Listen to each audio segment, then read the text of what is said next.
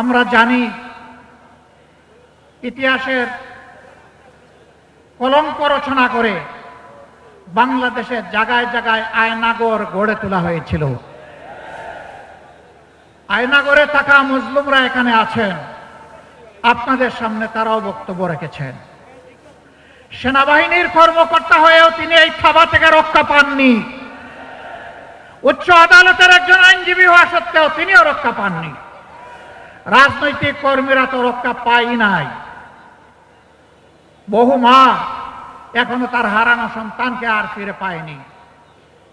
বহু বোন তার স্বামীর অস্তিত্ব খুঁজে এখনো, বহু সন্তান এখনো বাপের আগমনের অপেক্ষায় আছে।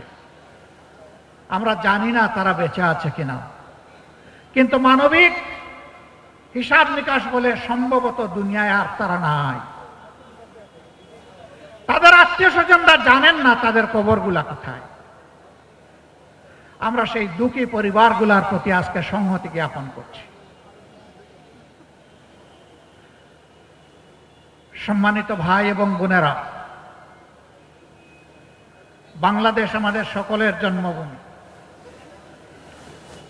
আর এই দেশে আমরা ফেসিবাদের ছায়াও দেখতে চাই না।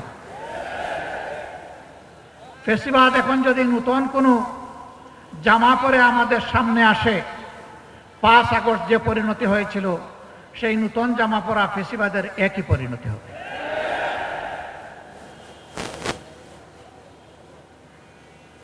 বহু ত্যাগ এবং কুরবানির পর এই যে এখানে আপনারা যারা বসে আছেন, আমি বিশ্বাস করি তার কমপক্ষে 40 ভাগ মানুষ বিগত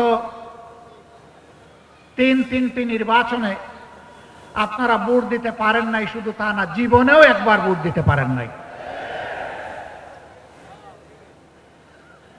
এই ভোট যারা কেড়ে নিয়েছিল তাদের নাম হচ্ছে ভোট ডাকাত। আপনারা কি নতুন কোনো ভোট ডাকাত দেখতে চান? আমরা নতুন কোনো ভোট ডাকাত দেখতে চাই না। এই 40 ভাগ যুবক আপনাদের হাত ধরেই বিপ্লব হয়েছে, অভ্যুত্থান হয়েছে, যার কারণে আজকে এখানে দাঁড়িয়ে কথা বলতে পারছি। আপনাদেরকে সেলিউট। কাজ কি আপনাদের শেষ হয়ে গিয়েছে?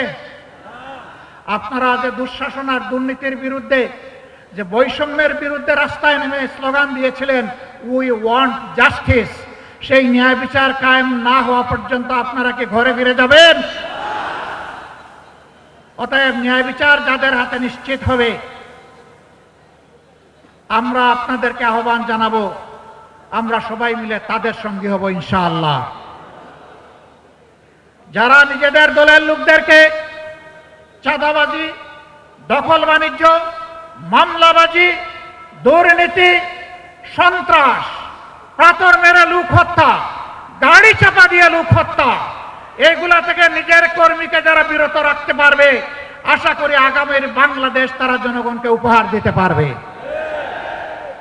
আর যারা এগুলা পারবে না, তারা যত রঙিন স্বপ্ন জাতিকে দেখাবেন, জাতি তাদের এই মতলব বুঝতে জাতির মোটেই কোনো অসুবিধা হবে না। প্রিয় ভাইয়েরা, আমি কারো সমালোচনার দিকে যেতে চাই না। কেন চাই না জানেন? আমি যখন ডান দিকে, বাম দিকে, সামনে, পিছনে চোখ মেলে তাকাই, তখন অন্তত ছোট্ট একটা জায়গাতে গিয়ে শান্তি পাই যে যারা ফেসিবাদ কায়েম করেছিল এবং তাদের যারা মূল দোসর ছিল, এখন তাদেরকে দেখতে পাই না।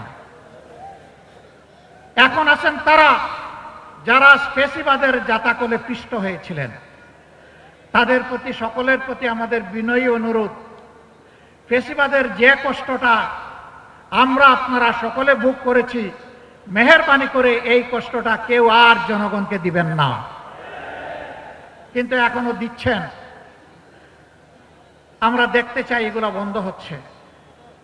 যদি বন্ধ না হয়, তাহলে আগামী 12 তারিখ জনগণ 2টা হা ভোট দিবে আর অনেকগুলা না ভোট দিবে ইনশাআল্লাহ। একটা হা ভোট হচ্ছে পরিবর্তনের আকাঙ্ক্ষায়, ঘুরে ধরা রাজনীতির কাঠামো পরিবর্তন করার আকাঙ্ক্ষায় জনগণ মুখিয়ে আছে। এই জন্য জনগণ গণভোটে হা বলবে ইনশাআল্লাহ।